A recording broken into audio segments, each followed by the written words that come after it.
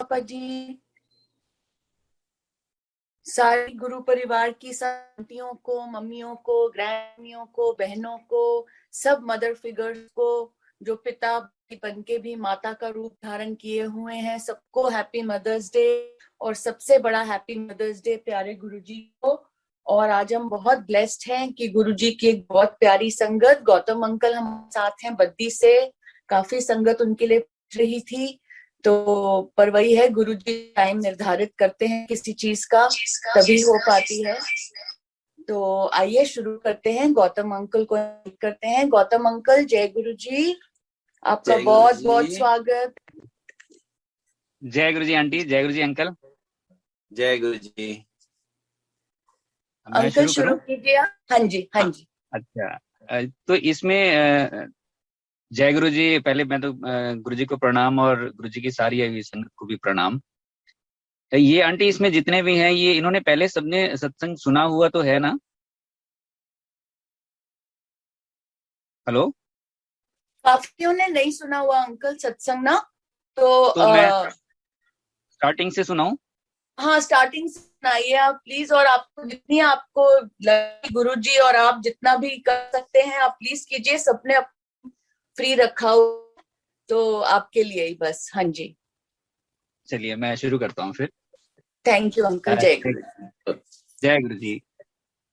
धन्यवाद आपका aunty uncle, आप दोनों ने ये आज इनवाइट किया है और सत्संग हो रहा है गुरु जी की कृपा से। गुरु जी आपके ऊपर अपार कृपा रखें और जो सुनने वाले हैं उनके ऊपर भी। तो धन्यवाद करते हुए मैं उन सबका जर्नी शुरू करता हूँ, क्योंकि जर्नी जो है वो स्टार्ट होती है उनसे जब कोई हमें के पास लेके जाता है। सबसे पहले कोई गुरुजी के बारे में हमें बताता है, शब्द गुरुजी वर्ड हमारे कानों में पड़ता है, वहीं से जर्नी शुरू होती है। मेरे कल्स और उसके बाद जो एक्सपीरियंसेस हैं वो तो आते रहते हैं, फिर वो सत्संग का हिस्सा हो जाते हैं। लेकिन वो लोग भी इसमें बहुत अहम वैल्यू रखते हैं, उनका मैं धन्यवाद करता हूँ, जैसे डॉक्टर पुनीत एंड ऑल। जितने भी लोग हुए हैं पुरानी संगत से लेके अब तक, रागी हों, भजन और सॉन्ग्स गाने वाले, गुरुजी की ब्लैक संगत जो है जैसे हम सुनते ही हैं, उन सभी का आगे, क्योंकि उनका सबका योगदान रहा है, तो सभी का मैं धन्यवाद करता हूँ। और गुरुजी उनके ऊपर अपार कृपा बना के रखें हमेशा ही। गुरुजी के पास गुरुजी के जो दर्शन हुए थे सबसे पहले 2005 में हुए थे, अप्रैल में। लेकिन उससे भी पहले मैं बिल्कुल स्टार्ट से सुनाता हूँ आपको। साईं बाबा के पास जाना हुआ, कोई मेरे नॉन आंटी थे, वो मुझे साईं बाबा के पास लेके गए थर्सडे वाले दिन, जबकि मुझे पता ही नहीं था। मैं तो कॉलेज को गया था, जैसे रूटीन में जाते हैं वैसे ही मैं जा रहा था, लेकिन वो मुझे उन्होंने बैठा लिया पकड़ के और सीधे साईं बाबा के पास ले गए। बस में थे हम लोग और वो साईं बाबा का सत्संग करना शुरू कर दिया।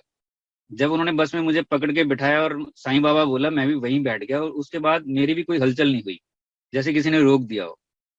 और उन्होंने साईं बाबा के सामने ले जाके मुझे खड़ा कर दिया, कसौली के पास, यहाँ हिल स्टेशन है, वहां मुझे ले गए। मीनवाइल रास्ते में वो साईं बाबा के बारे में सारा कुछ बताते रहे। और वहां से जब आए शाम को, तो मैंने कहा आंटी अब जाएंगे कैसे, ये तो अंधेरा होने वाला है, कोई बस नहीं मिलेगी। कह रहे देख बाबा सब कुछ अपने आप कर देंगे।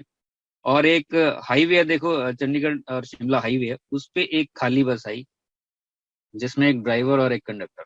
हम बैठे और बड़े आराम से घर पहुंच के कह रहे देखा बाबा देखते हैं ऐसे और हमेशा साथ होते हैं। तो इस तरह के सत्संग उन्होंने साईं बाबा के मेरे साथ किए। उसके बाद मैंने बाबा के पास जाना शुरू कर दिया, खुद ही अकेले ही।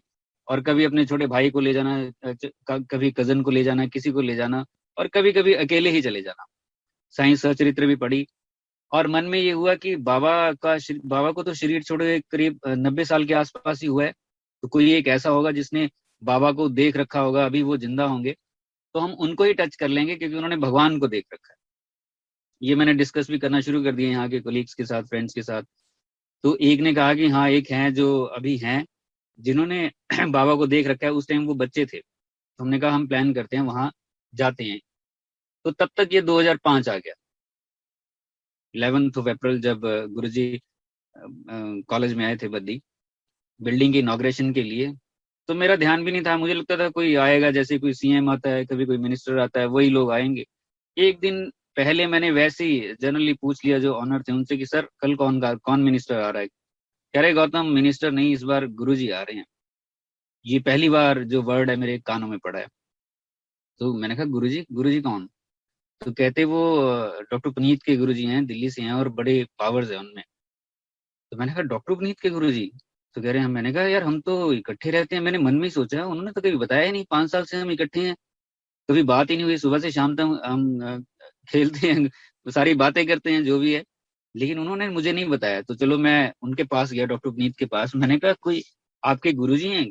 कह रहे हाँ गुरुजी हैं। मैंने कहा कल आ रहे हैं? कहते हाँ आ रहे हैं। मैंने कहा यार आप अच्छे हो, आपने तो कभी बताया ही नहीं।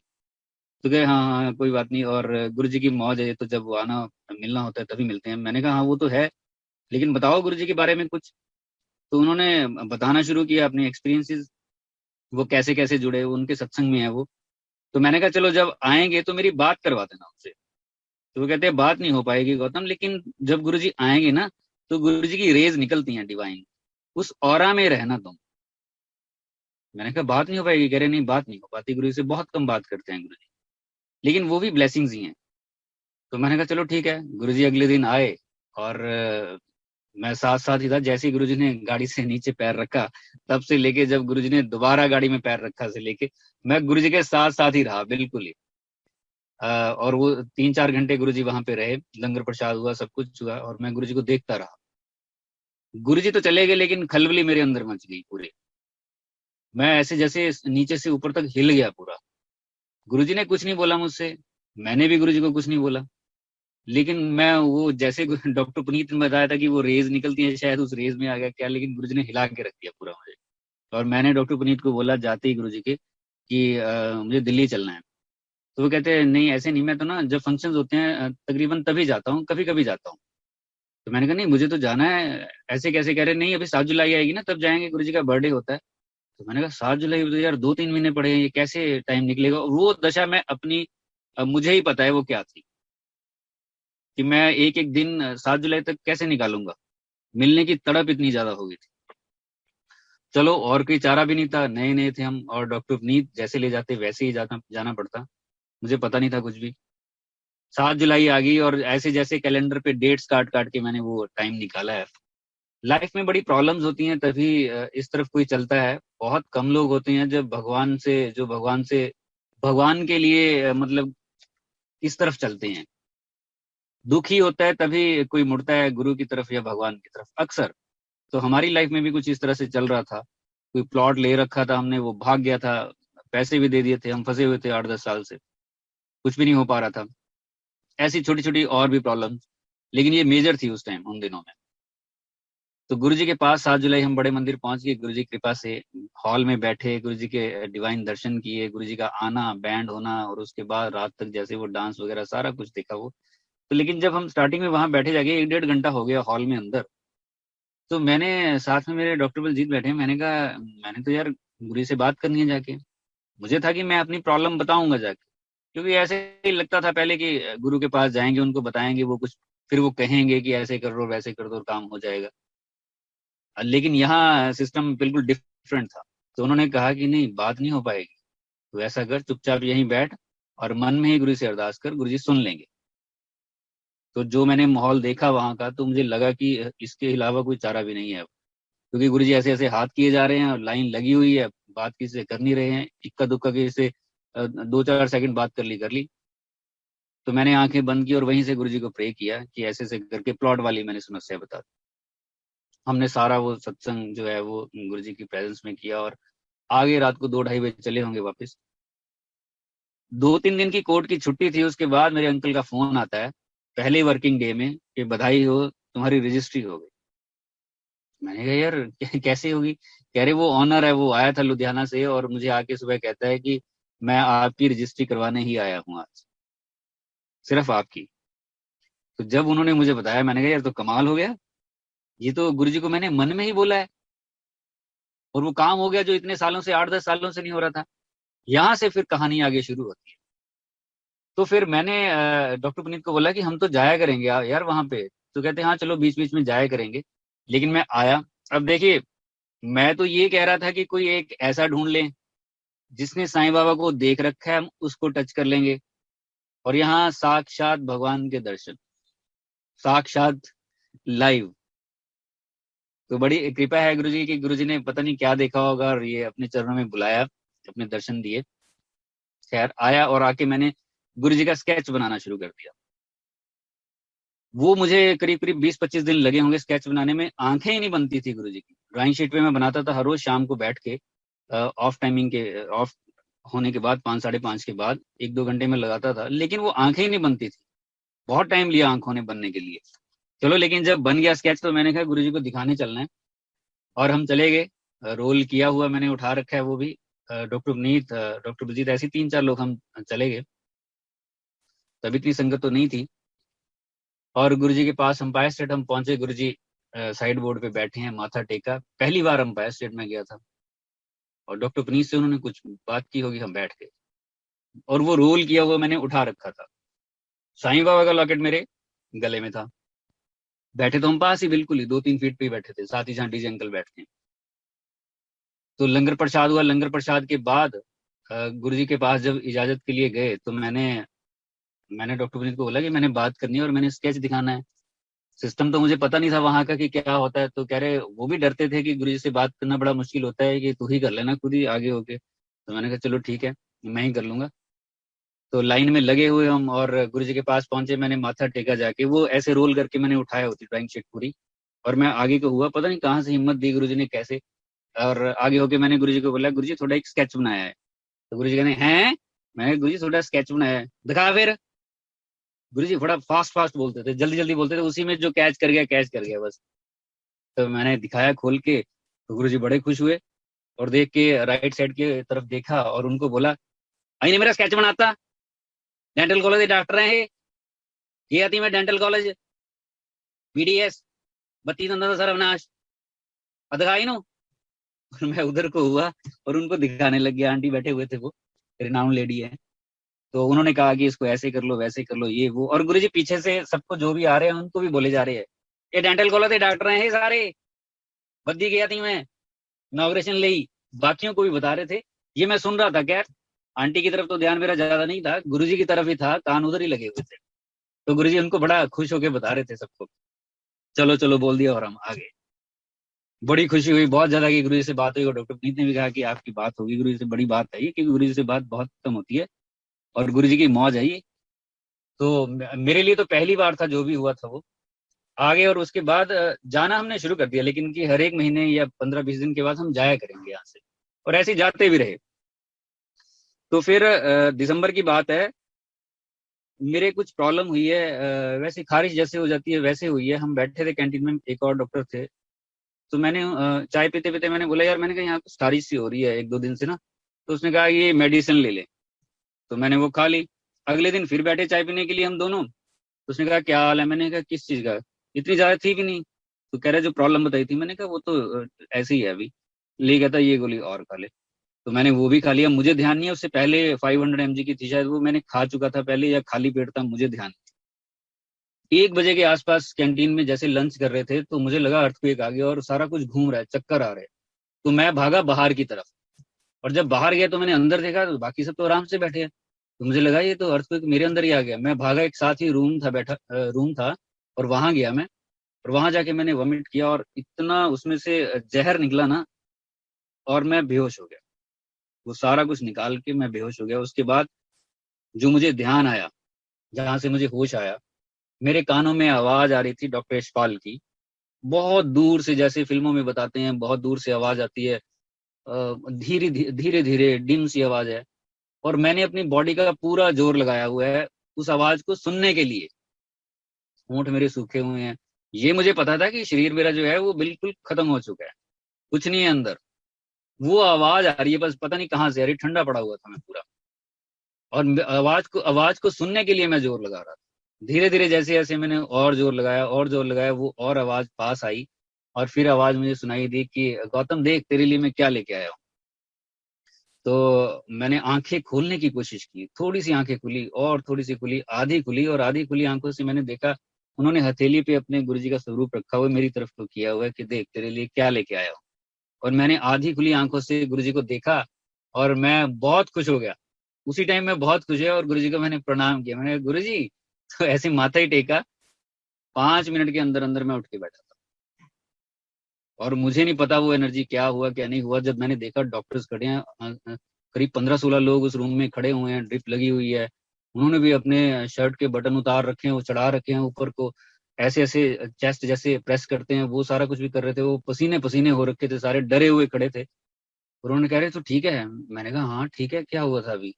अरे थैंक गॉड यार, बच गया, तूने तो ना आफत खड़ी कर दी थी तूने, अभी तो हम शिफ्ट करने की सोच रहे थे तेरे को, और घर भी बता दिया है। तो मेरे घर वाले भी आगे सारे, ये पीजीआई ले जाना पड़ेगा, सीरियस है। तो वो जब आए तो मैं बाहर खड़ा था चल के आगे बाहर खड़ा था मैं।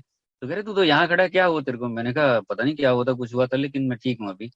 कह रहे यार हम तो आए हैं कि तुझे लेके जाना है, ये है वो। मुझे नहीं पता। तो उन्होंने बताया कि तू बेहोश हो गया था, तेरे को जैसे तैसे करके वहां से उठा के लेके आए, क्योंकि जनरल हॉस्पिटल भी साथ ही है, बीच ही है कैंपस के। तो वहीं पे वो ट्रीटमेंट हो गया। लेकिन ये मुझे पता है कि मैं मौत को छू के आया था। मुझे पता है, वो फीलिंग मुझे आज भी याद है कि वो बस कैसे सुना जाता है उस आवाज को, जैसे हम फिल्मों में देखते हैं या कोई बोलता है, वो लास्ट टाइम जिस तरह से होता है। लेकिन गुरुजी ने वो बचाया। पता नहीं उस दिन क्या हो जाता। गुरुजी ने अपने स्वरूप के साथ ही किसी ना किसी के, देखो गुरुजी तो दिल्ली बैठे थे, लेकिन यहाँ इतनी सी बात से ही गुरुजी ने मुझे बचाया था। ये कृपा है गुरुजी की। और फिर गुरुजी के पास जैसे जैसे हम जाते गए, तो ध्यान में आया कि गुरुजी और साईं बाबा तो एक ही है, क्योंकि साईं बाबा के पास में पहले 1-2 साल से जा ही रहा था। तो मैं और डॉक्टर प्रीत भी ये डिस्कस करते थे। तो गुरुजी की और साईं बाबा की हमने एक फोटो बनाई। डिजिटल कैमरास हुआ करते थे उन दिनों। तो हमने वो फोटो बना के फोटोग्राफर के पास बैठे और ये बताया उनको कि शिव जी ऐसे ऐसे हार्ट में दोनों के लगा के, एक तरफ ओम एक ओमकार, एक तरफ श्रद्धा सबरी, ऐसे लिख के ना ये बना दो। तो वो उसने बना दी और हमने क्लिक की उस पे। तो हम जैसे गुरुजी के पास जाते थे तब भी फिर हम लेके गए, वो कैमरा लेके गए कि गुरुजी को दिखाएंगे ये। तो गुरुजी के पास हम जैसे पहुंचे, तो गुरुजी खुश होते थे बहुत ज्यादा। बद्दी बद्दी संगत से होते थे कि यार सबसे ही होते हैं गुरुजी तो खुश, जो भी जाता है गुरु के पास, गुरु बाहें फैला के उनका इंतजार करते हैं। तो हम भी गए और गुरुजी जाके हम खड़े हुए तो गुरुजी हाँ कितने डॉक्टर आए हैं? तो हमने, डॉक्टर पुनीत ने कहा 12। कितने? 12। अच्छा, आओ बैठो, चलो बैठो, ये बोल दिया और बैठ गए हम। और फिर वो कैमरा हमने उठा रखा था, लेकिन बीच में हम डिस्कस किए जा रहे थे कि ये कैमरा, ये फोटो दिखानी है गुरुजी को। ये भी एक चैलेंज होता था कि गुरुजी से बात करनी है, कैसे करे, कौन करे, डरते थे। लंगर प्रसाद हो गया, सारा कुछ हुआ, वो गुरुजी के पास गए और वो हम जब लाइन में लगे हुए थे, जो पुरानी संगत है उनको पता है, लाइन में लगे थे। वो कैमरा कभी मेरे हाथ में पकड़ा है डॉक्टर पुनीत, कभी मैं उनके हाथ में, कि आप बात करना वगैरह, आप बात करना। और ये संगत देख भी रही होगी, जो देख रहे होंगे कि नहीं नहीं ऐसे नहीं, आप पकड़ो। अगर गुरुजी ने कुछ बोल दिया तो। ये डिस्कस करते करते हम गुरुजी के चरणों में पहुंच गए और आगे मैं था। उन्होंने कैमरा उठाया, मेरे हाथ में धर दिया, और मैंने पकड़ा और माथा टेका गुरुजी को। इतना सा तो टाइम मिलता था वहां पे, बड़ी मुश्किल से। तो फिर मैं माथा टेका, और माथा टेक के मैंने गुरुजी की तरफ देखा और गुरुजी को कहा गुरुजी थोड़ी एक फोटो बनाई है। गुरुजी कहने हैं? तो मैंने कहा गुरुजी एक फोटो बनाई है, दिखा। तो आगे को हुए गुरुजी, और मैंने डिजिटल कैमरा से फटाफट निकालनी शुरू की। वो निकले ना, पसीने पसीने में हो रखा हूँ, इतनी डिवाइन लाइट के आगे बैठा हूँ, हालत खराब हो रखी है। तो जैसे तैसे करके निकल गई, और मैंने गुरुजी को कैमरा पकड़ाया। गुरुजी आगे को हुए और ऐसे स्टिल करके बिल्कुल ना वो कैमरे को देखते रहे। 10-12 सेकंड गुरुजी ने ऐसे, इतनी बड़ी आंखें की हुई थी, ऐसे घूर रहे थे। और मैं नीचे हाथ जोड़ के गुरुजी के चरणों में बैठा हूँ, गुरुजी को देख रहा हूँ और कांप रहा हूँ। तो मैंने कहा यार गुरुजी ने टाइम ले लिया इसको देखने में, ये तो इसका मतलब काम खराब है। और गुरुजी बोल भी कुछ नहीं रहे हैं। मेरे मन में ये चल रहा है कि यार डॉक्टर प्रीत ने मुझे फंसा दिया, अरे गुरुजी जो भी बोलेंगे सबके सामने मुझे बोल देंगे ये। 10-12 सेकंड देखने के बाद गुरुजी ने मेरी तरफ देखा। 2-3 सेकंड गुरुजी ने मेरी आंखों की तरफ देखा ऐसे ही। तो मैंने कहा ले भाई, अब पढ़ा, अब पढ़ा, अब कुछ बोले। और फिर मेरे हाथ में कैमरा देके बोलते हैं वेरी गुड, शाबाश, ऐश करो ऐश। तो हमने उठाया हमने कैमरा और भागे फटाफट बाहर की तरफ। सांस में सांस आई कि गुरुजी ने यस कर दी। और ये फोटो जो है वो अभी बद्दी मंदिर में भी है, झूले पे पड़ी होती है। ये गुरुजी ने देख रखी है।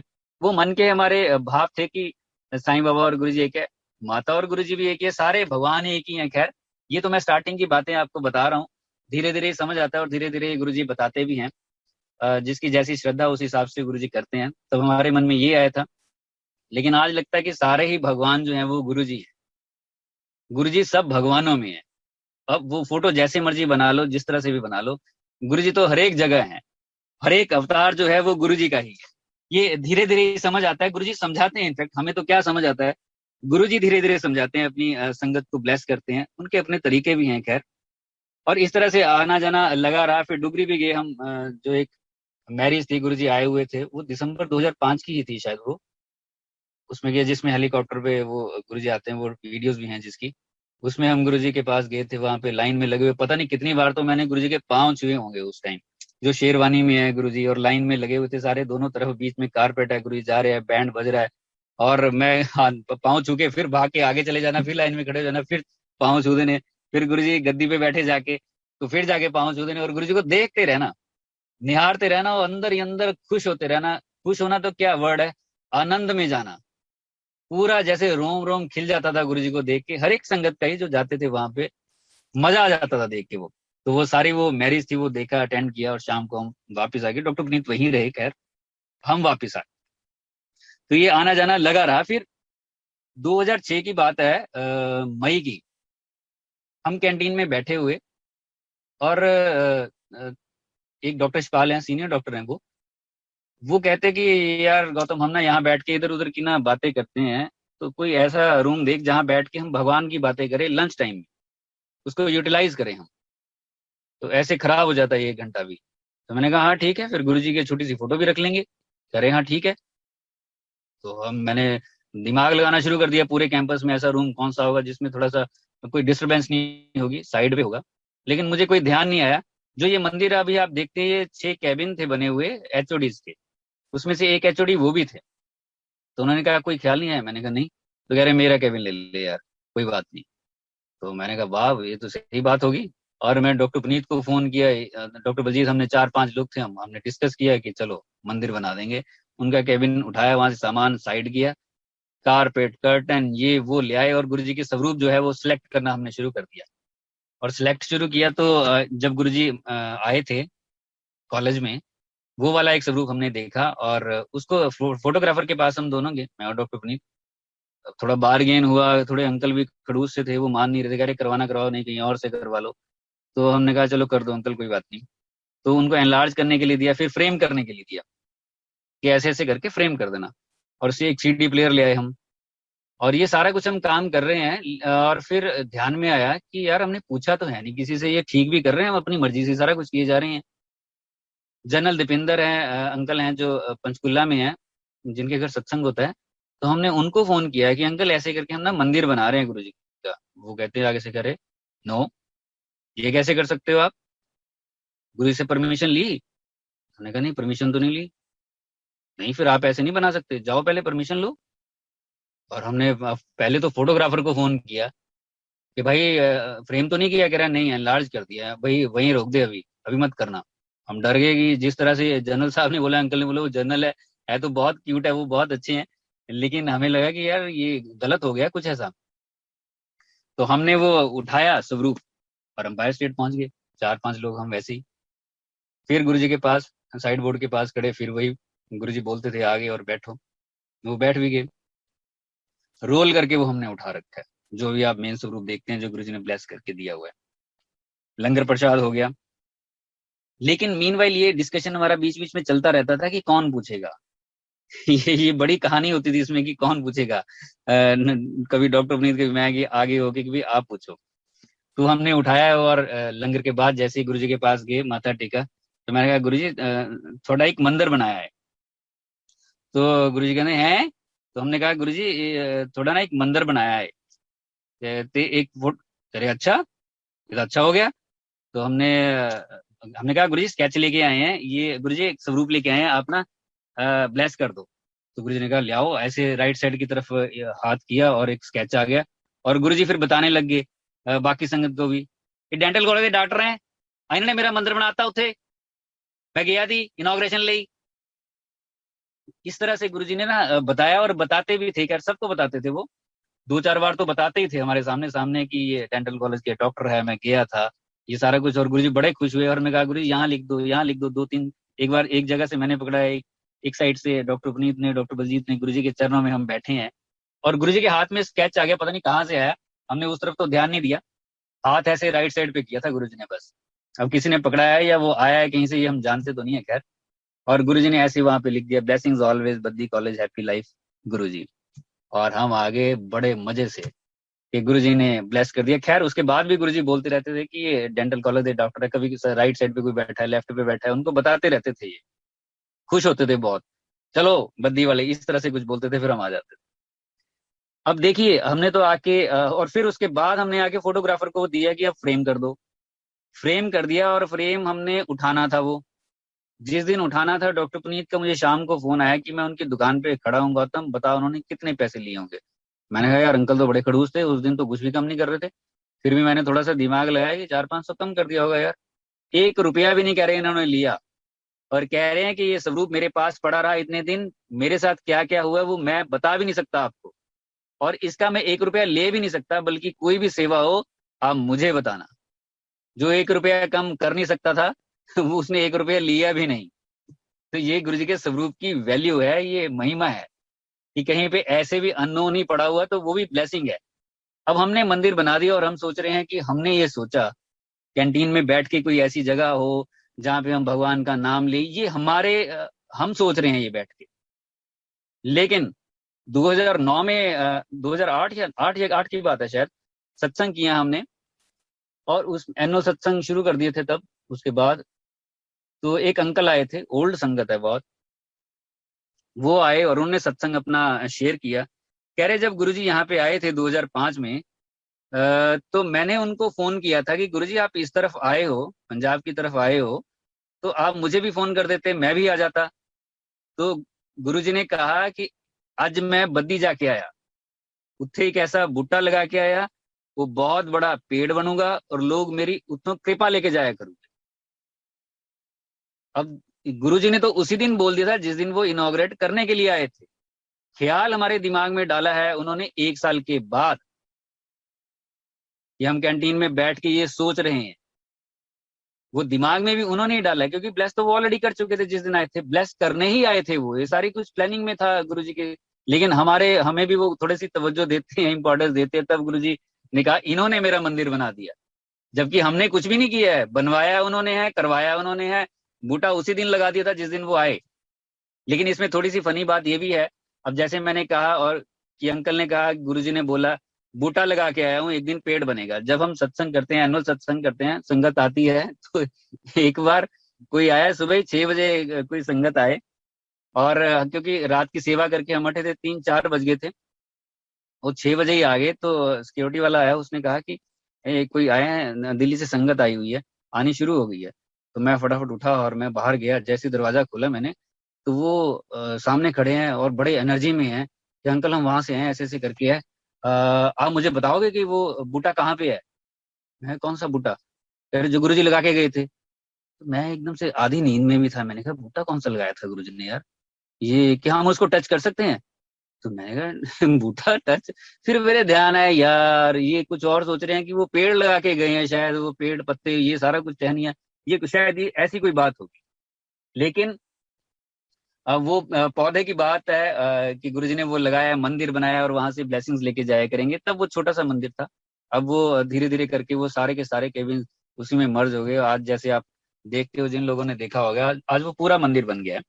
तो इस तरह से फिर हमने सत्संग भी वहां पे शुरू कर दिए। अब देखिए हम तो अपनी तरफ से संगत करते हैं सबके साथ, और करनी भी शुरू कर दी, गुरुजी के पास ले जाना भी शुरू कर दिया। बुलाते वही है सबको, सबका टाइम होता है। तो स्टाफ के साथ भी हम सत्संग करते थे, बाहर भी सत्संग करते थे कि मंदिर है आओ। और एक ऐसे डॉक्टर भी थे, वो बड़े एलिवेटेड थे थोड़े से स्पिरिचुअली, विवेकानंद को पढ़ते थे, पता नहीं क्या बुक्स उनके पास रहती थी, हम ज्यादा पढ़ते तो नहीं थे इन सब चीजों में, लेकिन वो थे। हम उनसे सत्संग करते थे कि डॉक्टर साहब आया करो, गुरुजी हैं, और हम सत्संग करते थे गुरुजी का उनके साथ, कि अगर ये इनकी इंक्लिनेशन इधर है तो अच्छी बात है, ये भी जुड़ जाएंगे भगवान के साथ अच्छी तरह से। एक दिन उनका फोन आया मुझे, वो दिल्ली में थे, कह रहे गौतम बताओ यार तुम्हारे गुरुजी कहाँ हैं, 12 बजे के आसपास। तो मैंने कहा गुरुजी तो यार शाम को मिलते हैं 7 बजे। कह रहे कोई बात नहीं, तू मुझे एड्रेस दे दे, मैं जा आऊंगा। मैंने कहा नहीं मिलेंगे नहीं ऐसे। कह रहे दे तो सही एड्रेस। मैंने दे दिया, चले जाओ भाई।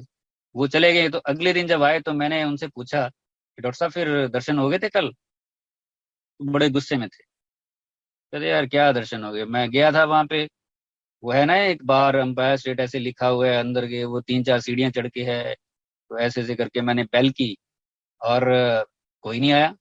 तो मैंने दोबारा बेल की, तो कह रहे कर्टन हटाया किसी ने खिड़की से, और पूछा हाँ जी। बड़ा कह रहे बड़ी रूड तरीके से बोला उन्होंने। मैंने कहा गुरु जी से मिलना है। तो गुरु जी तो शाम को मिलते हैं 7 बजे, चलो 7 बजे आना। तो कह रहे हैं, मैंने कहा गुरु जी अंदर हैं?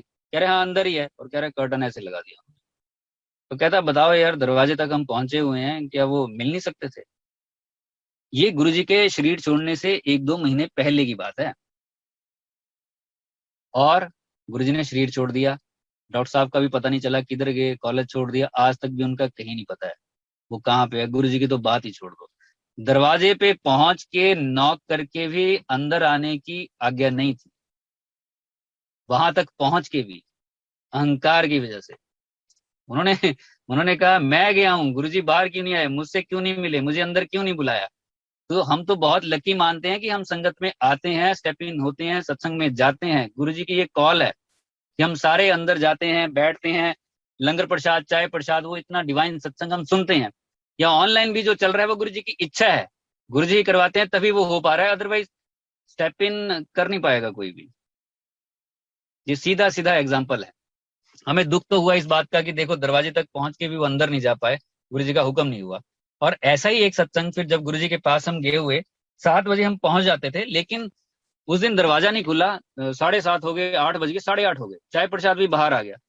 जो बीच का रास्ता है अंपायर स्टेट बिल्डिंग और मंदिर और सामने जो वॉशरूम एरिया है उसके बीच में, वहां भी संगत, वॉशरूम एरिया के पास भी संगत बैठने लगी। हमने कहा यार इतनी दूर से हम आए हैं, आज तो 1.5 घंटा तो ऐसे ही निकल गया, गुरु जी को निहारना था, देखना था और उस ऑरा में बैठना था। तो जो चाय प्रसाद लेके आए अंकल, तो हमने उनसे पूछा कि गुरु जी अंदर ही है? कह रहे हाँ गुरु जी तो अंदर है। तो उन्होंने कहा कि गुरुजी अंदर ही, हमने कहा गुरुजी अंदर है? कह रहे हाँ गुरुजी तो अंदर ही हैं। तो हमने कहा तो फिर खोल क्यों नहीं रहे दरवाजा? कह रही तो गुरुजी की मौज है। चलो। तो उसके बाद हमें ना थोड़ा सा आवाजें सुनाई दी, जैसे चीखने की, कुछ इस तरह से। हमने कहा बच्चे शोर मचा रहे होंगे यार। धीरे धीरे वो आवाजें ना बढ़ने लगी, और जो पैसेज है वहां तक आए। कोई अंकल थे, 75 के आसपास की एज रही होगी उनकी। एक तरफ से उनकी वाइफ ने पकड़ा हुआ, एक तरफ से उनके बेटे ने पकड़ा हुआ, और वो चीखते आ रहे हैं साईं बचाओ, साईं बचाओ, और रो रहे हैं, वो बहुत जोर से चीखें मार रहे हैं। और सारी संगत पीछे मुड़ के देखने लगी। जो उस दिन वहां प्रेजेंट होंगे उन्होंने जरूर, उनको पता होगा क्या हुआ था। वो सारे हम पीछे मुड़ के देखने लग गए। और वो मुझे लगता है 20-25 कदम दूर रह गए होंगे मंदिर से, दरवाजे से। और अंकल ने वॉमिट किया और ब्लड ही ब्लड बाहर, पूरे भर गए, वो वहीं फेंट हो गए, ऐसे ही गिर गए। और उसके बाद से आंटी और उनका बेटा और चिल्लाने लग गए साईं बचाओ, साईं बचाओ, इधर को देख के, इस तरफ को देख देख के। और उसके बाद संगत में किसी ने गाड़ी दी और उनको बिठाया और बाहर ले गए। अंपायर स्टेट बिल्डिंग का जो बाहर मेन गेट है वहां तक ले गए। 1 मिनट भी नहीं लगा हुआ, आधा 1 मिनट लगा होगा बड़ी मुश्किल से, दरवाजा खुल गया। और गुरुजी सामने साइड बोर्ड के पास व्हाइट ड्रेस में खड़े हैं, चोले में खड़े हैं, लेग्स क्रॉस करके, और नाखून ऐसे ऐसे मुंह में डाला हुआ है अंगूठे का, और नीचे की तरफ बड़े गौर से देख रहे हैं, बड़ी गहराई से देख रहे हैं, एक ही तरफ, कारपेट की तरफ को। हम भी आ रहे हैं, माथा टेक रहे हैं, गमगीन सा माहौल हो गया। हम ऊपर बैठ गए, जो पुरानी संगत थी ऊपर बिठा देते थे गुरुजी।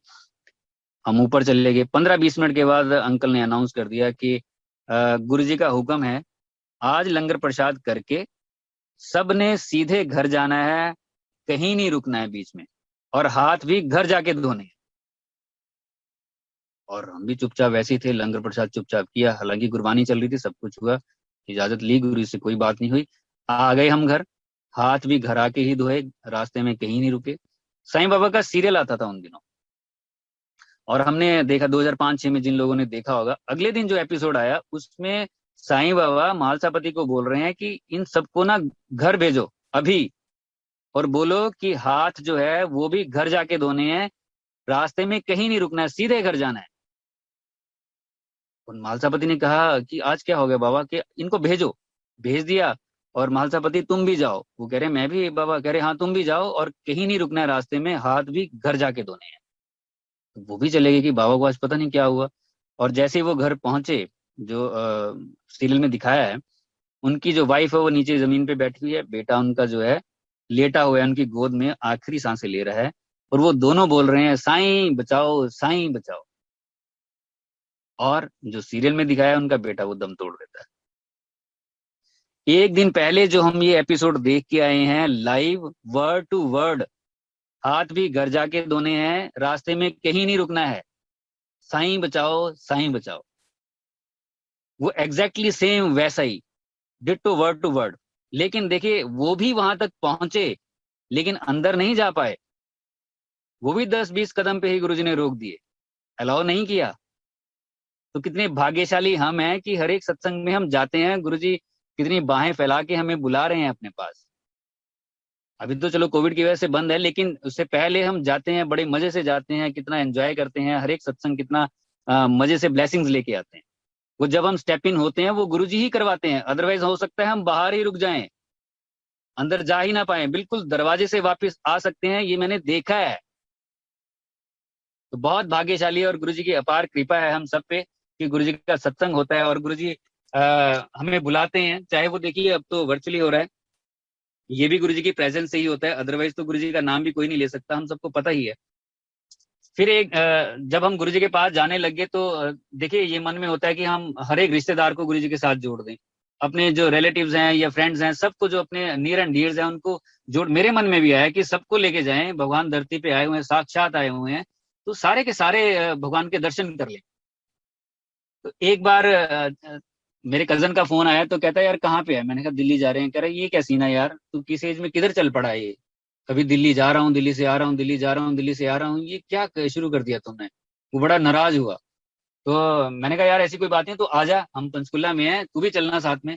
तो कह रहा नहीं नहीं यार मैं मिल लेता हूँ आके। वो आया, चलो मैं शॉर्ट में सुनाता हूँ, उसको हमने बिठाया जैसे तैसे करके कि तू भी चल साथ में। वो भी चल पड़ा, वो शिपिंग कॉर्पोरेशन में इंजीनियर है, तो उसको भी बिठाया हमने और वो साथ चल पड़े। गुरुजी के पास पहुंचे और चांस की बात है कि जैसे गुरुजी के पास पहुंचे, गुरुजी बोलते थे तो माथा टेका, साइड बोर्ड पे गुरुजी बैठे थे तो हमने माथा टेका। हाँ कितने डॉक्टर आए हैं ये गुरुजी पेट वर्ड था, ये तो बोलते ही बोलते थे गुरुजी। तो हमने कहा कि इतने आए हैं। तो मैंने कहा गुरुजी ये मेरा कजन भी आया है। तो गुरुजी कहते हैं ये भी डॉक्टर है। तो मैंने कहा नहीं गुरुजी ये तो इंजीनियर है। अच्छा कितने। तो मैंने कहा गुरुजी बॉम्बे। किहड़े सैक्टर रहंदा किथे है। तो मैंने कहा गुरुजी चंडीगढ़। किहड़े सेक्टर। मैंने कहा 46। अच्छा चलो बैठो। हम बैठ गए और वो भी ऐसे ऐसे हाथ करके जोड़ रहे, जी जी जी जी ऐसे करके चलो बैठा दिया गुरुजी ने। 3-4 दिन के बाद उसका मुझे फोन आता है। जाते हुए तो चलो वो जैसे था जॉली मूड में था, आते हुए वो चुपचाप था गाड़ी में। और 3-4 दिन के बाद मुझे उसका फोन आता है कि यार इधर उधर की बात घुमा फिरा के उसने मेरे से बात की फिर लास्ट में, यार गुरुजी का लॉकेट मिलेगा या कोई स्वरूप हो धीरे से। तो मैंने कहा भाई किस एज में किधर चल पड़ा है तू। तो वो हंसने लग गया। तो कह रहा प्लीज अगर है कोई तो प्लीज मुझे दे देना। तो मैंने कहा कोई बात नहीं मैं दे दूंगा। और मैंने वो लॉकेट और गुरुजी का स्वरूप जो है वो उनको दे दिया, वो आज तक भी उनके पास है। फिर उनकी शादी हुई और शादी के बाद 2-1 साल इधर उधर हुए वो, और मुझे उनका फोन आता है। देखिए हम गुरुजी को भूल जाते हैं लेकिन गुरुजी हमें कभी नहीं भूलते। 2-1 साल के बाद मैंने भी नहीं उसको छेड़ा और गुरुजी की कोई बात नहीं की, हम गुरुजी में मस्त हुए पड़े थे। और उसका मुझे फोन आया इधर उधर की बातें करने के बाद, उसमें मुझे बोला, कहता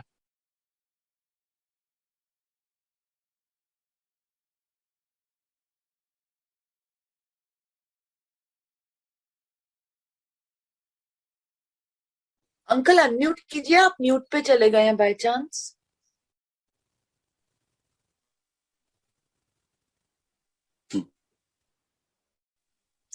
अभी ठीक है आंटी। हाँ जी अंकल, हाँ जी। अच्छा तो उसका मुझे फोन आया शिप से और उसने मुझे कहा कि देख हम गुरुजी को भूल जाते हैं लेकिन गुरुजी हमें नहीं भूलते। आज मैं बैठा हुआ था और ऊपर से एक मशीन गिरी मेरे ऊपर आके और किसी ने मेरा हाथ पीछे खींच लिया और कोई फोर्स थी और मैंने कहा कि पीछे तो कोई भी नहीं है और मैं बच गया। मशीन आके ऊपर गिरी, बिल्कुल ही मैं बच गया और मैं साइड हुआ और मैं डर गया इतना कि मैं इतनी दूर घर से बैठा हुआ, अगर आज मुझे कुछ हो जाता तो क्या होता फिर। और कहता मैं अपने केबिन में आ गया, मैंने डायरी उठाई, फोटोग्राफ्स देखने लग गया घर की, और अगला पन्ना जैसे ही पलटा तो गुरुजी का स्वरूप था छोटा सा पड़ा हुआ। और उसमें से इतनी फ्रेग्रेंस आई कि मेरे रोंगटे खड़े हो गए। कह रहा है मेरे को एकदम से ध्यान आया कि ओहो ये तो गुरुजी ने बचाया है मुझे। कह रहा देख यार 2 साल से करीब करीब मैं भूल के बैठा होता, गुरुजी ने मेरा यहाँ पे भी ध्यान रखा। जो गुरुजी के पास आया और देखो गुरुजी ध्यान जरूर रखते हैं, कोई कहीं पे भी हो, हम भूल भी जाएं फिर भी। ऐसे मैं बहुत संगत को जानता हूँ जो 5 साल 6 साल 10 साल 20 साल के बाद भी वापस आए हैं। मेरे नॉन है वो, शादी हुई किसी की 2-4 साल इधर उधर हो गए, पता ही नहीं चला, ओहो अच्छा हाँ हम जाएंगे ये सब। लेकिन गुरुजी ध्यान रखते हैं और उसके बाद फिर वो उतनी शिद्दत के साथ ही जुड़ते हैं गुरुजी के साथ। ये बीच में कोई गैप पड़ जाता है लेकिन वो जुड़ते जरूर है फिर। तो ऐसे ही उसको भी एहसास करवाया गुरुजी ने कि तू चाहे आए ना आए, मैं तेरे अंग संग हूँ। और गुरुजी तो भगवान है, वो तो अंदर ही रहते हैं, कोई बाहर थोड़े हैं वो तो अंदर ही है। तो हमारी तसल्ली के लिए सारी चीजें बनी हुई है, अदरवाइज तो भगवान है गुरुजी, बिल्कुल अंदर रहते हैं। तभी तो मन की बात पहले ही जान लेते हैं। कहाँ वो उसके ऊपर मशीन गिरने वाली थी और कैसे उन्होंने जान लिया, क्योंकि वो अंदर ही बैठे हैं, जो भी चल रहा होता है वो सब जानते हैं पहले से ही। ये धीरे धीरे ये चीजें पता चलती है, गुरुजी अपलिफ्ट भी करते हैं संगत को। उसको भी एहसास हुआ कि गुरुजी कितनी बड़ी पावर है। उससे पहले उसको लगता था कि ये इतना ऑरा है और यहाँ पे कुछ है स्पेशल है, अच्छे लोग भी आते हैं, वो इस तरह की शायद उसकी सोच रही होगी। लेकिन तब उसको पता चला कि गुरुजी भगवान है, वो अंदर ही रहते हैं, वो हर टाइम हमें देख रहे होते हैं, कितनी बड़ी पावर है। चलो वो आज तक भी संगत है और फिर तो गुरुजी के पास वो जाता रहा। कई बार गया गुरुजी के पास, उसकी एक ट्रेनिंग भी आई, वो भी गया। जो मुझे ये कहता था कि किस एज में किधर चल पड़ा है वो खुद भी उधर ही चल पड़ा जिधर मैं था।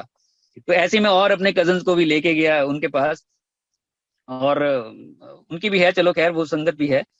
लेकिन देखिए एक मैं बात जरूर कहना चाहूंगा कि गुरुजी के पास हम जाते हैं जब कोई प्रॉब्लम होती है, उसके वो ठीक हो जाए, कोई बीमार है घर में या हम खुद है या फिनेंशियल प्रॉब्लम्स कुछ हैं ऐसी, कोई ना कोई रहती है, तब जाते हैं।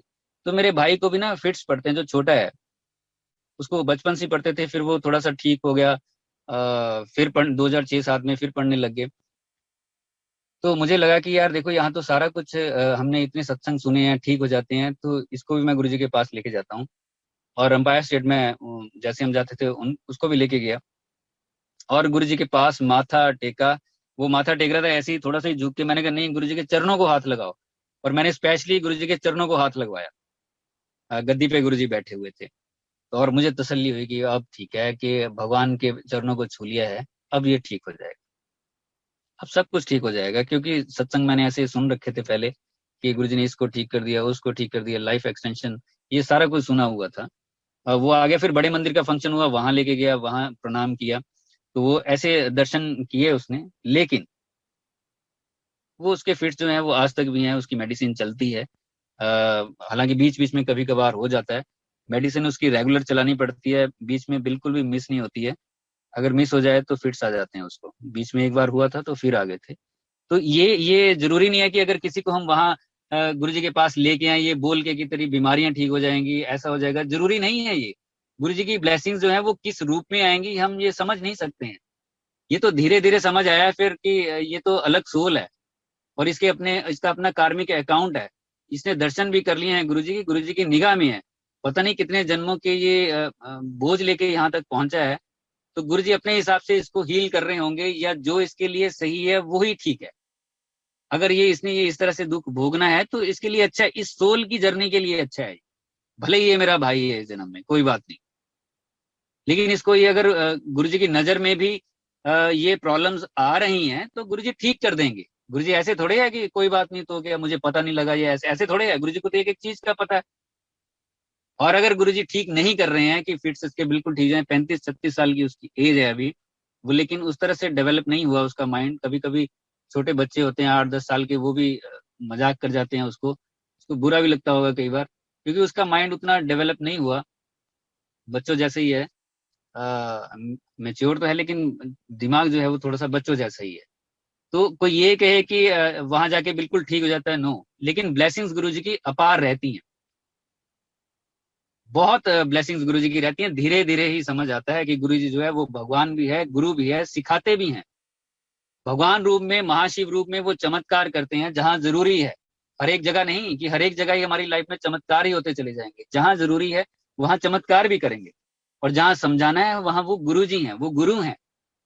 और समझाने में तो ये सारी चीजें आएंगी ही, कभी दुख भी होंगे कभी सुख भी होंगे, गुरु जी हमें उनमें से निकालेंगे, तभी एक अच्छी संगत भी बन पाएंगे। ठीक है, इनका उन्होंने कुछ नहीं किया, लेकिन मेरे भाई और मेरे फादर को उन्होंने लाइफ एक्सटेंड करके दी है। मेरे फादर को अल्सर हो गया था, इतनी प्रॉब्लम हुई उनको, इतनी ज्यादा प्रॉब्लम हुई, तो मैंने उठाया अगले दिन तो हॉस्पिटल ले गया। डॉक्टर ने कहा कि जैसे अल्ट्रासाउंड किया कि इनको ये एक घंटे के अंदर अंदर ऑपरेट होंगे तो बच जाएंगे, अदरवाइज ये बच नहीं सकते आज, क्योंकि इनका अल्सर जो है वो फट चुका है अंदर, वो जहर फैल चुका है।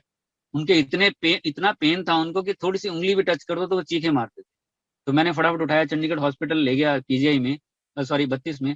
तो वहां पे नोन थे मेरे, संगत के ही हैं वो। गुरु जी कृपा से सारा कुछ हो गया, वो जहर था जरा सारा निकाल भी दिया बाहर।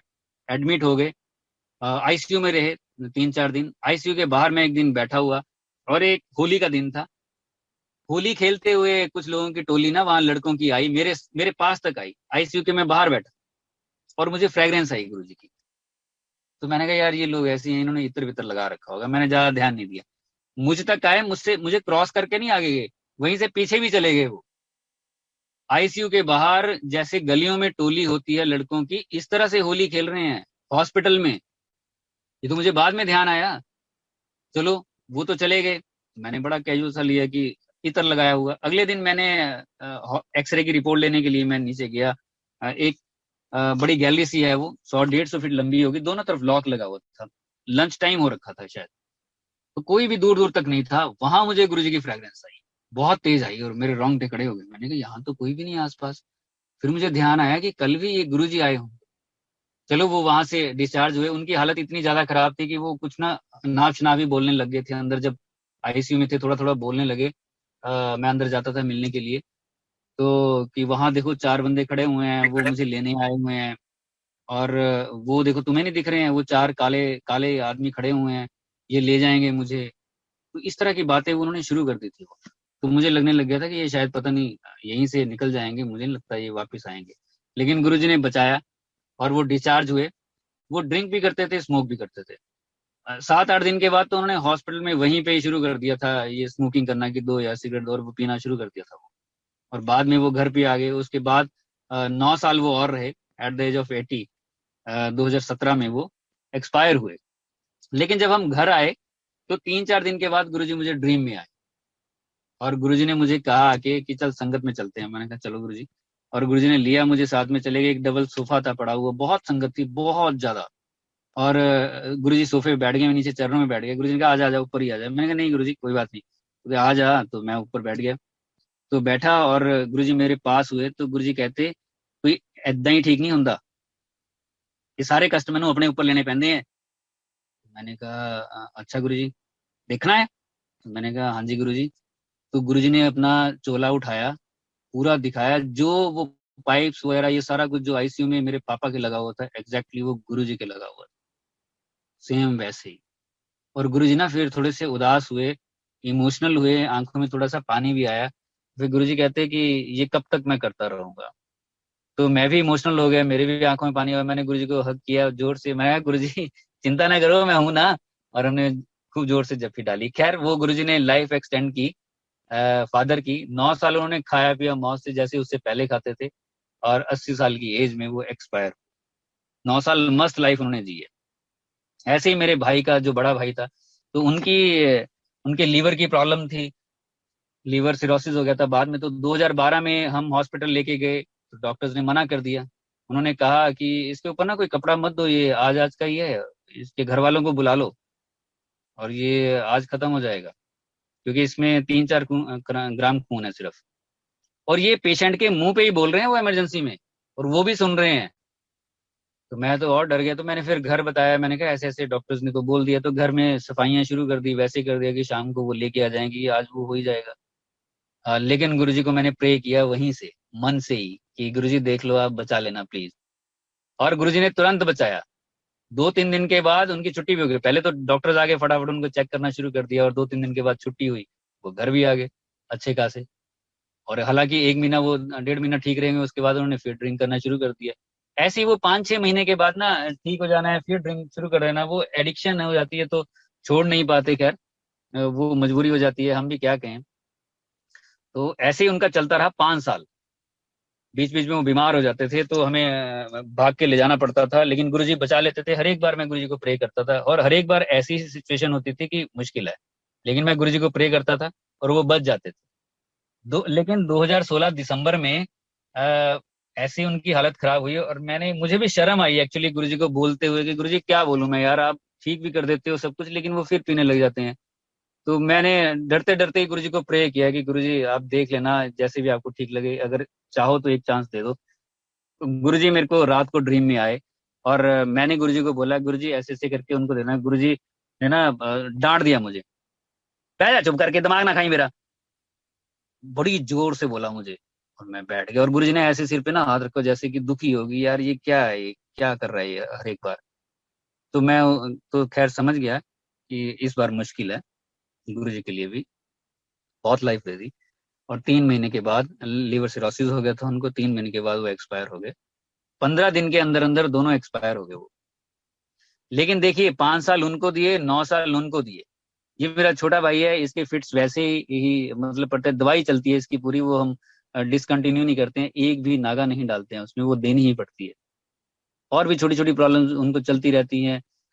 लेकिन सबकी अपनी अपना अपना अपना अकाउंट है। घर के 4 मेंबर है, सबकी किस्मत एक जैसी नहीं हो सकती है। हालांकि सारे ब्लेस्ड है, हम गुरुजी के पास आ गए, जैसे गुरुजी ने बोला है कोई एक भी आ जाता है तो सारे ब्लेस हो जाते हैं और पूरे कुल का कल्याण हो जाता है। ये 3-4 लोगों की तो बात छोड़ो, पूरे कुल का कल्याण हो जाता है। तो बहुत लकी हैं हम कि गुरुजी हमेशा संभालते हैं। लेकिन सारे परिवार के लोग वैसे ही होंगे, हमें अपने आप को स्ट्रांग बनाना चाहिए कि जरूरी नहीं है कि सबको लाइफ एक्सटेंशन मिलती रहेगी या सबके लिए वैसा, सबका अपना अपना अकाउंट है। पता नहीं कोई सूल कहाँ से उठ के आई, उसके साथ क्या लेन देन होगा। 4 लोग 5 लोग हम घर में रिश्ते बन जाते हैं, माँ बाप बन जाते हैं, भाई बहन, और इस तरह से सारे रिश्ते बन जाते हैं। लेकिन उनकी जर्नी सबकी अलग अलग है, अकाउंट अलग अलग है, कर्म उनके अलग अलग है। तो उस हिसाब से उनको भोगने भी पड़ेंगे। मेरे अलग अलग हो सकते हैं, मेरे माँ बाप के अलग हो सकते हैं, किसी के कुछ हो सकते हैं। उस हिसाब से हमें देखना पड़ेगा। और गुरु जी को प्रे भी हम वही करें कि जो इस सोल की जर्नी के लिए अच्छा है वही आप करें। हमारी तो यही कोशिश रहती है कि गुरु जी इसको भी बचा लेना, उसको भी बचा लेना। क्योंकि जब दुख आता है तो वो इतना तोड़ के रख देता है कि इसके अलावा कोई चारा भी नहीं रहता है। बात करना देखिए बहुत आसान होता है, लेकिन बहुत बड़ा जब दुख आता है, इस तरह की सिचुएशन आती है, वो दिन निकालने बड़े मुश्किल होते हैं और हम गिड़गिड़ाते हैं और गुरु जी के चरणों में गिरते हैं कि बचा लेना। क्या पता जाना ही उनके लिए अच्छा हो, उस सोल के लिए। जब हम संगत में होते हैं तब की बात मैं कह रहा हूँ स्पेशली, क्योंकि हम सारे गुरु जी की नजर में होते हैं। गुरु जी हमारी पूरी फैमिली को देख रहे होते हैं। उस सोल के लिए क्या अच्छा है वो गुरु जी जाने। हमें कभी ये टूटना भी नहीं चाहिए कि ऐसा क्यों हुआ है। बहुत से ऐसे लोग होते हैं कि वो टूट जाते हैं, दुख की चोट इतनी बड़ी हो जाती है तो वो टूट जाते हैं। खैर हमें थोड़ा सा स्ट्रांग बनना चाहिए। ये तभी हो पाएगा जब थोड़ा सा हम स्पिरिचुअली एलिवेट भी होंगे, जिस तरह से गुरुजी गाइड करते हैं, बताते हैं हमें। जैसे ऑटोबायोग्राफी ऑफ योगी पढ़ने के लिए बोलते हैं गुरुजी। हालांकि अगर कोई कहेगा कि सबको तो नहीं बोला है, लेकिन एक को बोल दिया, पढ़ने में हर्ज क्या है। अगर अच्छा लगा है तो उसमें देख लो। जैसे गुरुजी ने बोला है कि ये तो मेरी ही स्टोरी है, उसको पढ़ने में क्या दिक्कत है। वो ऐसे ही दिनों के लिए स्पिरिचुअल स्ट्रेंथ होती है हमारी, कि जब हम टूटते हैं तो हमें पता लगता है किस किस के साथ क्या क्या हुआ है और लाइफ क्या है, लाइफ का गोल क्या है, हम कौन है, कहाँ से आए हैं। तभी ये चीजें काम आती हैं जब हम टूटते हैं। फिर हम उतना नहीं टूटेंगे जितना हम ये सब चीजों के बिना टूटते हैं। बहुत टूट जाते हैं, तभी इन सब चीजों की हमें जरूरत भी होती है। तो खैर 2009 की मैं पहले बात कर दूं, जब गुरु जी तो शरीर छोड़ चुके थे। खैर उस टाइम तो कोई मुझे प्रॉब्लम हुई, बड़ी प्रॉब्लम हुई, जैसे किसी ने डिच कर दिया, ये मैं कहूँ तो। और वो मुझे चोट बहुत लगी कि संगत में कोई किस तरह इस तरह से कर सकता है, गुरुजी बीच में होते हैं, ये भी ध्यान नहीं रहा। और मैं 3 दिन करीब करीब करीब करीब 3 दिन मैं सोया नहीं, लगातार राउंड द क्लॉक मैं जागता रहा, रात को भी। इनफैक्ट मैंने बड़बड़ाना शुरू कर दिया था, कुछ भी बोले जा रहा था। मेरे घर वाले परेशान हो गए थे कि इसको कुछ कर दिया है, किसी ने जादू टोना हो गया शायद। तो बड़े परेशान हुए वो, शायद कहीं दिखाने भी लगे थे इधर उधर, मेरे को ध्यान नहीं, कुछ होश में ही नहीं था मैं तो। वो चोट लगी। जब हम गुरु जी के पास आते हैं तो हमें लगता है कि सब अच्छा अच्छा ही है, आसपास भी अच्छा ही है, सब कुछ ऐसा, लेकिन ऐसा होता नहीं है, बिल्कुल नहीं होता है ऐसा। तो मुझे वो चोट लगी और मैं बड़ी मुश्किल से उससे बाहर निकल के आया। मैं उन सबका धन्यवाद करता हूँ। संगत के 7-8 लोग थे जिन्होंने उस टाइम मुझे संभाला। मैं अगर रोड पे भी चल रहा होता था, मुझे ध्यान ही नहीं होता था कि सामने से गाड़ी भी आ रही है, कि मैं नीचे आ सकता हूँ, इसके कुछ भी है, पता नहीं किधर मेरा दिमाग था क्या था। रोड पे भी मैं बड़बड़ाता जाता था। ऐसा हो गया था कि बस जैसे पागल सा ही होने लगा था। फिर गुरुजी मुझे ड्रीम में आए और मैं बैठा हुआ हूँ और संगत लगी हुई है, और गुरु जी आके मेरे पास बैठ गए उसी पोज में जैसे मैं बैठा हूँ। और गुरु जी मुझे थोड़ा सा मेरा मूड अच्छा करने के लिए कोशिश कर रहे हैं गुरु जी, और मुझे कहते कि थोड़ा सा मेरी तरफ देखा, और मैंने भी गुरु जी की तरफ देखा। तो गुरु जी कहते, हाँ देख ली दुनिया। तो मैंने कहा गुरु जी, मेरे को गुस्सा भी था थोड़ा सा, तो मैंने गुरु जी की तरफ देखा, मैंने कहा हाँ देख ली, तो इसमें कैसे होगा कैसे। तो गुरु जी कहते, ऐसे कोई किसी का नहीं है, सारे ऐदा ही होंगे हैं, देख ली दुनिया। तो मैंने कहा लेकिन आगे चलेगा कैसे, किस पे विश्वास करेंगे, क्या होगा फिर आगे चल के। तो मैंने भी थोड़ा सा बोला, तो गुरुजी कहते हैं, गुरुजी ने उंगली अपनी राइट साइड की ऊपर आसमान की तरफ की और फिर मेरी तरफ की, और फिर गुरुजी कहते, वो बहुत बड़ा मास्टर है, उसे काम करने के तरीके अपने हैं, टाइम आते सब पता लग जाऊगा, देखी चल। तो मैं भी चुप हो गया, और ये ड्रीम खत्म। और जब मैं सुबह उठा, एक नई एनर्जी के साथ था, नई एनर्जी के साथ था। अगले दिन कुछ, उससे अगले दिन कुछ, और ऐसा भागा कि वो चीजें तो हवा ही होगी। देखिए बिल्कुल पागल जैसी सिचुएशन, और बड़ा टूटना कुछ भी हो सकता था उस टाइम। लोग बहुत टूट जाते हैं और गलत स्टेप भी ले लेते हैं, खैर। लेकिन गुरुजी ने मुझे बचाया और आके बताया कि वो बहुत बड़ा मास्टर है, उसके काम करने के तरीके भी अपने, इसका भी एक सत्संग वो बताऊंगा मैं आगे चल के कि कैसे उनके काम करने के तरीके अलग है। वो तो खैर हम जानते भी हैं ये सारे, कि गुरुजी कुछ भी कर सकते हैं, और वो नायाब तरीके हैं उनके, डिफरेंट है। तो यहाँ कोई किसी का नहीं है, सब ऐसे ही होते हैं। देखता चल, टाइम आने पे सब पता चल जाएगा। और ये सही बात भी है कि टाइम आने पे ही पता लगा, और धीरे धीरे करके गुरुजी ने फिर अपलिफ्ट करना शुरू किया और चीजें सामने लानी शुरू की कि लाइफ ऐसे नहीं चलती है, थोड़ा प्रैक्टिकल होके भी चलना पड़ता है। वो सारी चीजें गुरुजी ने फिर वो डाली बीच में, कि ऐसे तो ये बोंदू से भी बने रहेंगे तो गुरुजी ने समझाया लाइफ के बारे में, और जो आध्यात्मिक चीजें हैं वो सामने लाके रखी। हालांकि गुरुजी पहले दिन से ही वो सारी चीजें ला सकते थे, लेकिन तब हमारी शायद उतना हम नहीं समझ पाते। अगर पहले दिन किसी के सामने ऑटोबायोग्राफी ऑफ योगी रख देंगे हम गुरुजी के पास ले जाके, तो वो साइड ही कर देगा, वो कहेगा ये क्या यार, यहाँ मैं अपनी प्रॉब्लम लेके आया हूँ, तुम ये किताबें दिखा रहे हो मुझे। ठीक है आध्यात्मिक होगी, बहुत कुछ होगा, बाद में देखेंगे ना, जो प्रॉब्लम के लिए आए हैं वो तो सॉल्व हो। तो गुरुजी पहले जो चमत्कार करते हैं वो विश्वास के लिए, कि विश्वास जागेगा, फिर उसके बाद धीरे धीरे इसको समझाएंगे। तो चमत्कार के लिए गुरुजी महाशिव है, लेकिन समझाने के लिए गुरु हैं वो दोनों ही चीजें गुरुजी के बीच में है। वो धीरे धीरे हमें समझ आई, फिर जब ये सारा कुछ हमने पढ़ा, और भी कई संगत ऐसी सुनी जो गुरुजी टाइम टू टाइम हमें सिखाते रहे, बताते रहे वो। तो धीरे धीरे ये हम आगे बढ़े, और फिर गुरुजी के पास में गया। जैसे नाम मेरा पंकज गौतम है, तो मैं गुरुजी के पास गया था 16 दिसंबर को, और मैंने कहा बर्थडे वाले दिन गुरुजी के पास जाएंगे। और मैंने माथा टेका जाके, तो गुरुजी ने पूछा की ना है तेरा मैं क्या, आगे को होके गुरुजी ने पूछा, तो मैंने कहा गुरुजी गौतम। और मैं ऐसे ही चुप हो गया। उसके बाद गुरुजी ने कहा चलो चलो, मैं तो आगे, मैं ओ यार मैंने पूरा नाम क्यों नहीं बताया, मेरा नाम तो पूरा पंकज गौतम है। लेकिन देखिए संगत में वो गौतम के नाम से जितने भी लोग हैं वो मुझे जानते हैं, पंकज के नाम से वो बस कागजी है, कागजों में जानते हैं। जो लोग पहले से जानते हैं या फिर संगत में जुड़ने से पहले, वही लोग जानते हैं।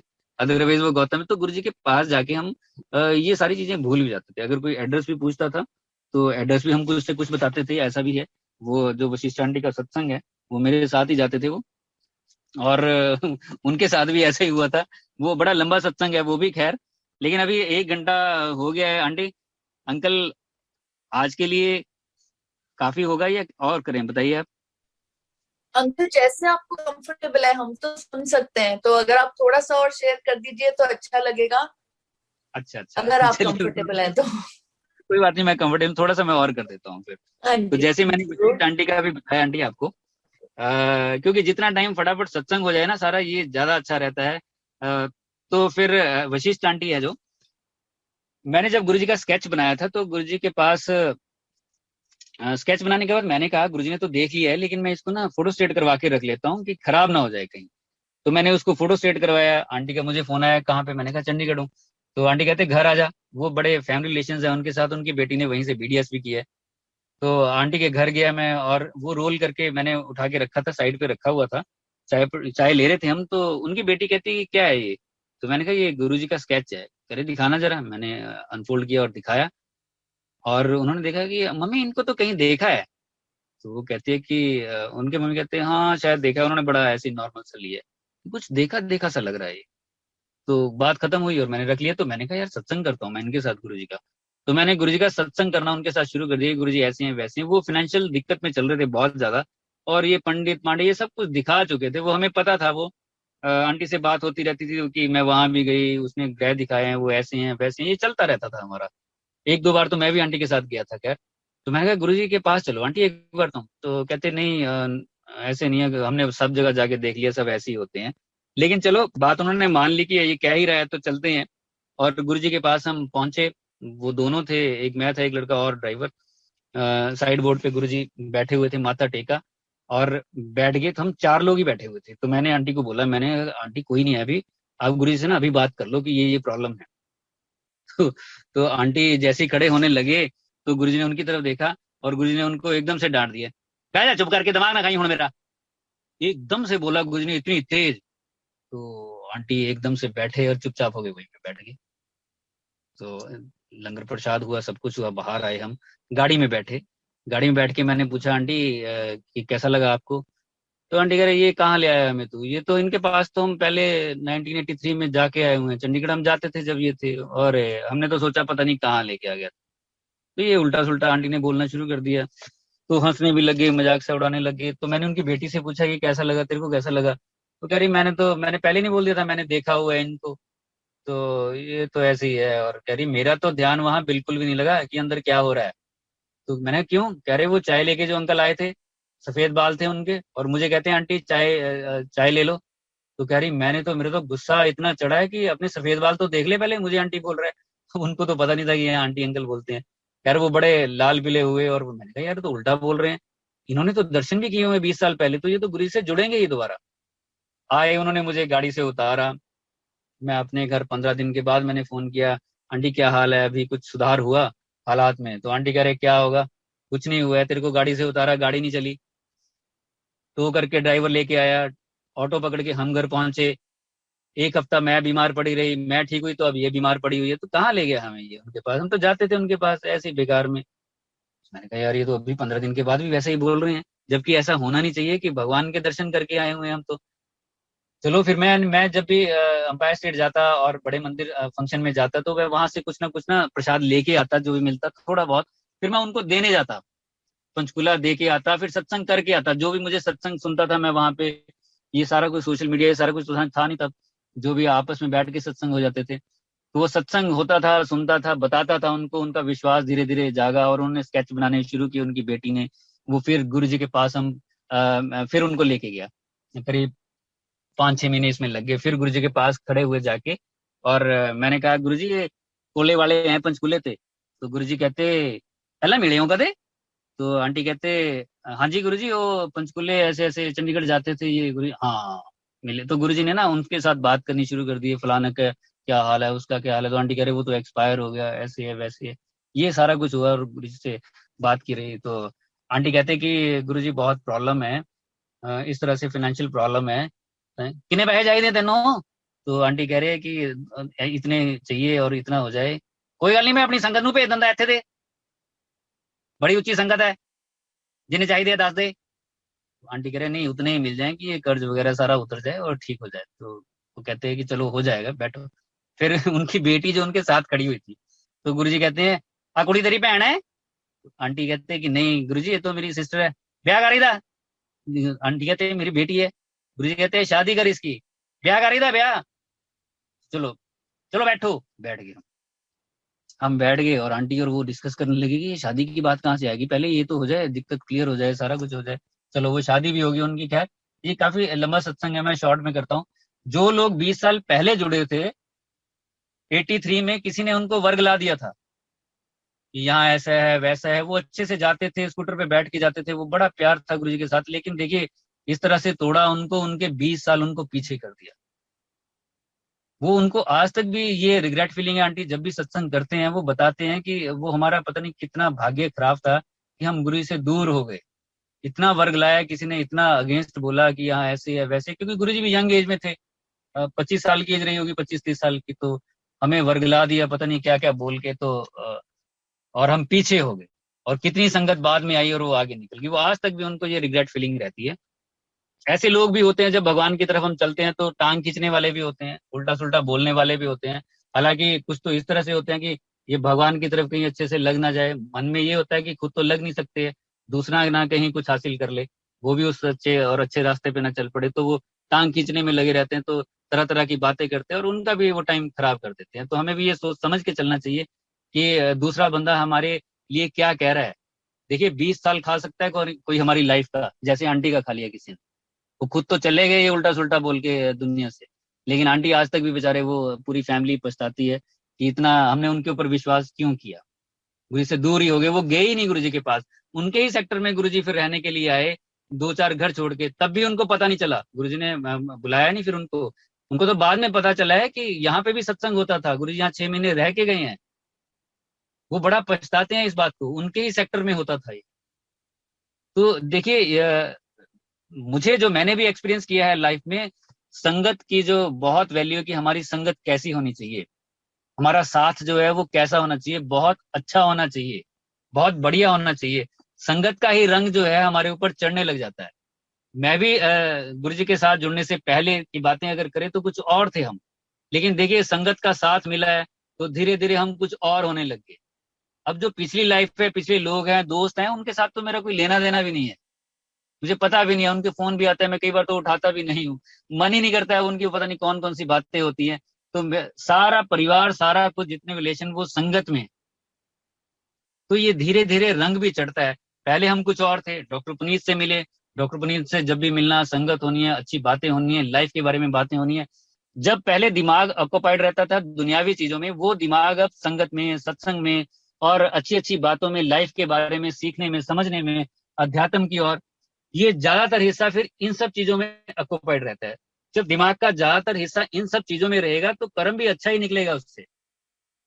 ये संगत की वैल्यू है कि हम किस तरह की संगत के साथ रहते हैं।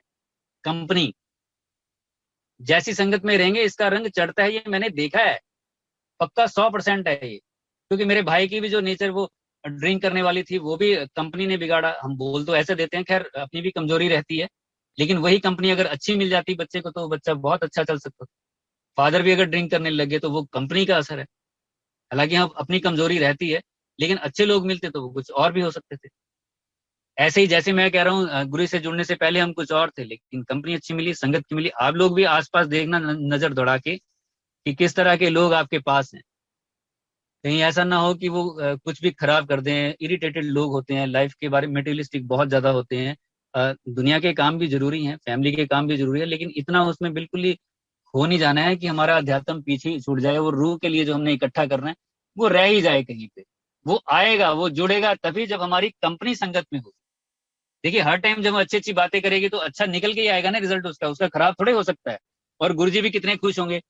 गुरु के पास आने का मतलब अध्यात्म से जुड़ना तो है ही है ना, रूहानी सफर में इकट्ठा करना तो है ही है ना हमने कुछ ना कुछ, वो तभी होगा। चलिए ये तो बात कंपनी की होगी। अब आगे एक बार गुरुजी के पास हम गए हुए।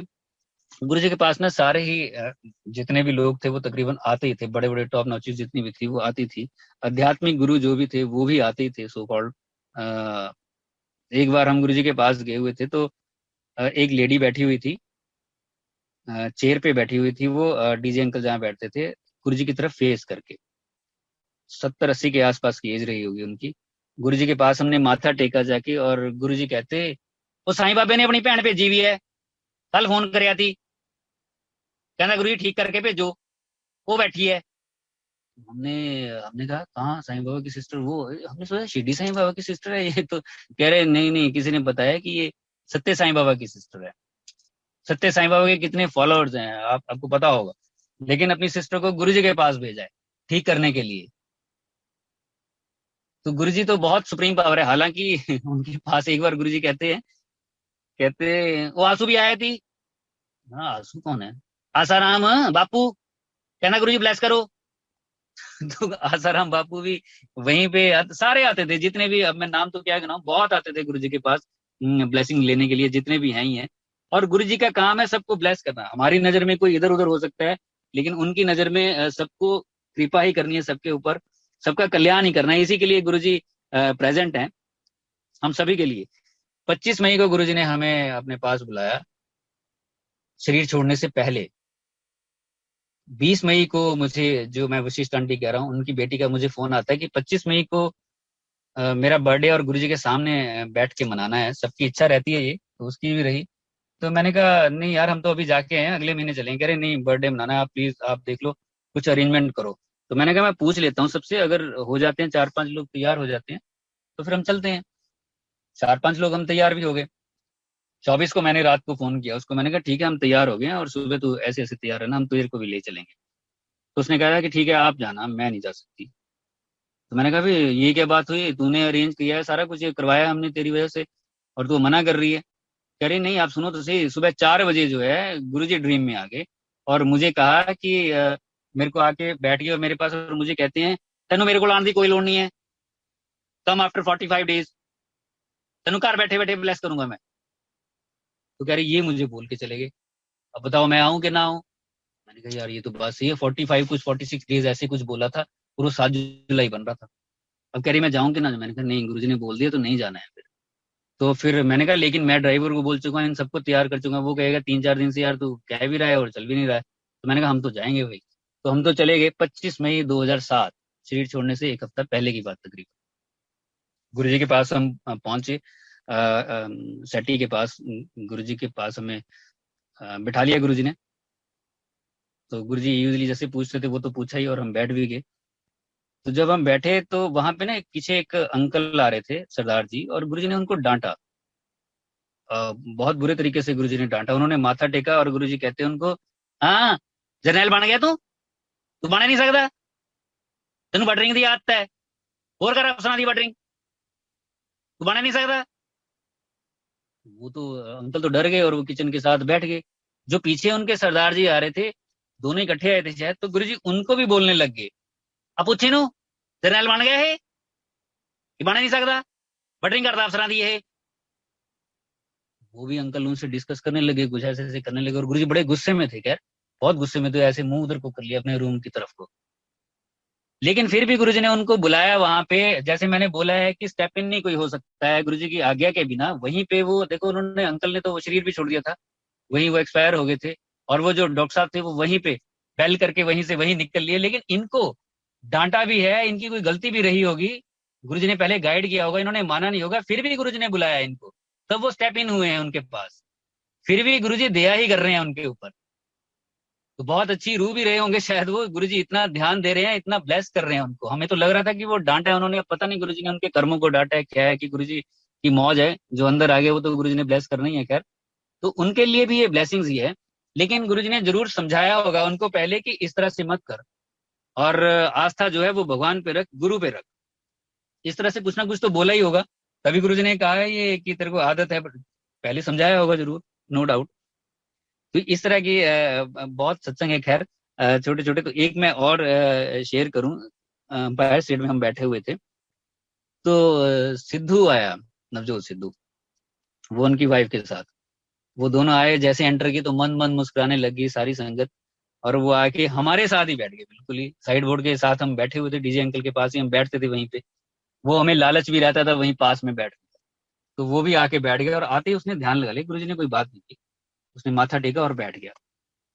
तो गुरुजी ने थोड़ी देर के बाद उसको उसको उसको बोला, वो तो ध्यान में था, उसकी वाइफ तो नहीं थी, खैर ध्यान में थी। और गुरुजी ने उसको बोला तू मुद्रा नहीं लाइया है। तो वो कहता, गुरुजी ने किसी को बोला, उसको बोला सिद्धू को ऐसे हिला के, गुरुजी कुछ बोल रहे थे, हाँ जी गुरुजी हाँ जी, अब मुद्रा नहीं लाइया तू, तेनू क्या थी। तो वो कहता कि गुरुजी उंगला मोटियां हो गया। तो उसने ये बोला, और गुरुजी भी बहुत हंसने लगे, बाकी संगत भी सारी हंसने लगी। फिर गुरुजी ने इशारा किया उसको कि चल अंदर, और वो और उसकी वाइफ जो दोनों हैं वो गुरुजी के रूम में गए। गुरुजी ने ब्लेस किया होगा खैर उनको वो।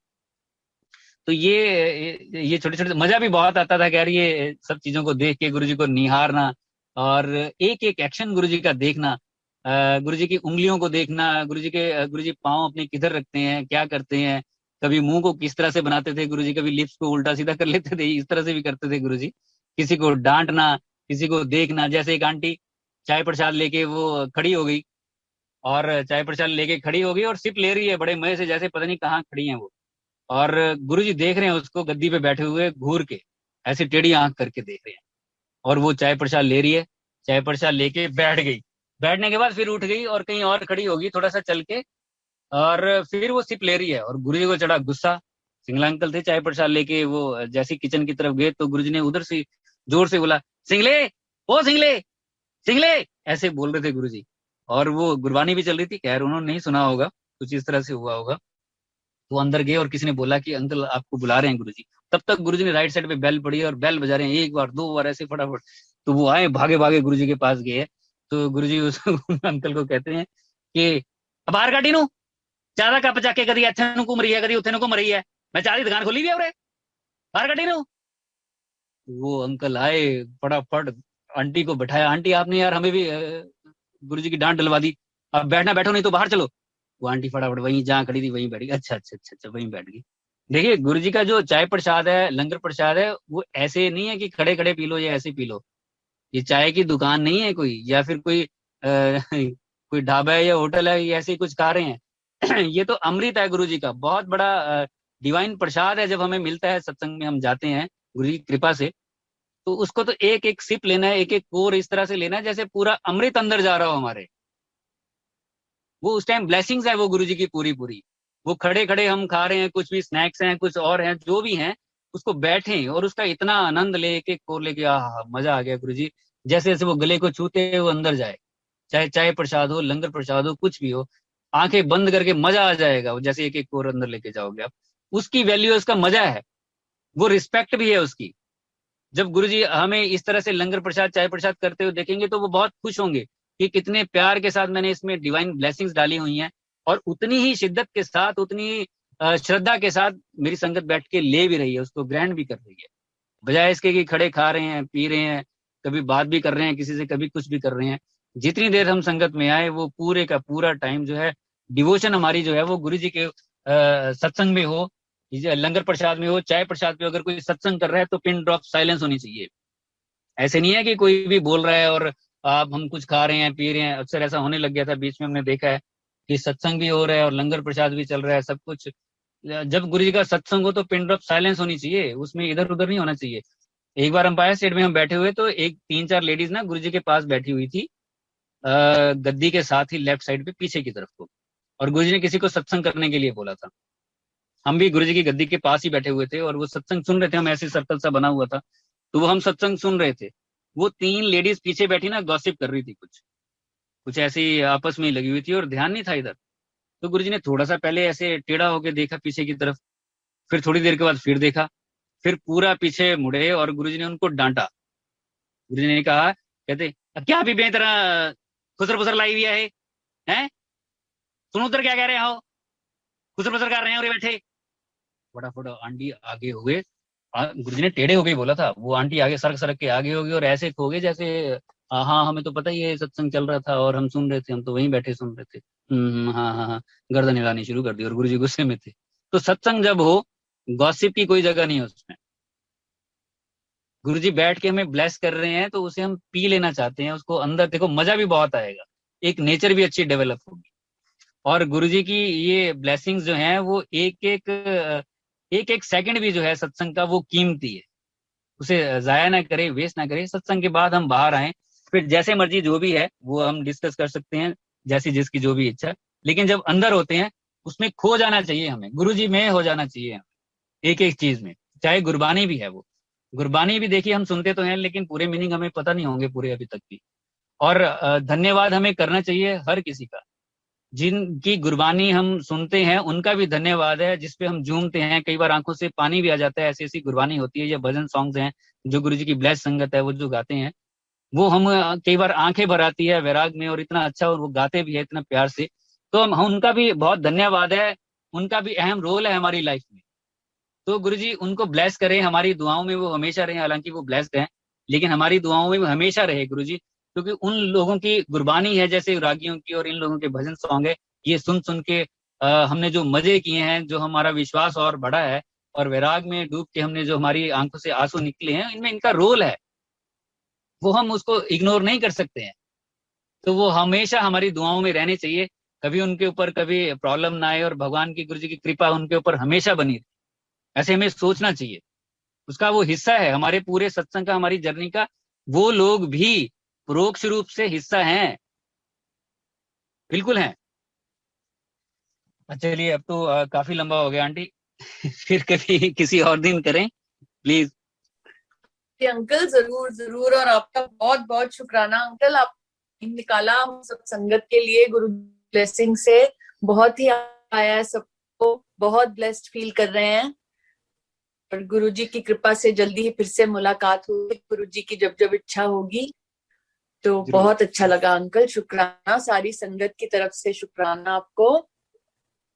आप जय गुरु सभी जी का भी संगत। आप सभी का भी बहुत बहुत शुक्राना आपका, ये सारा कुछ अरेंज करने के लिए कि ऐसे टाइम में भी आप घर घर तक सत्संग पहुंचा रहे हो। आप लोगों की सेवा बहुत बड़ी गुरु जी ने लगा रखी है। सबकी जो ये सब इस सेवा में लगे हुए हैं, गुरु जी के ने आप लोगों को चूज किया हुआ है इस सेवा के लिए। और आपका बहुत बहुत धन्यवाद है कि ये घड़ियां आपने गुरु जी के सचखंड में लिखवाई हैं। गुरु जी हमेशा आपको खुश रखें,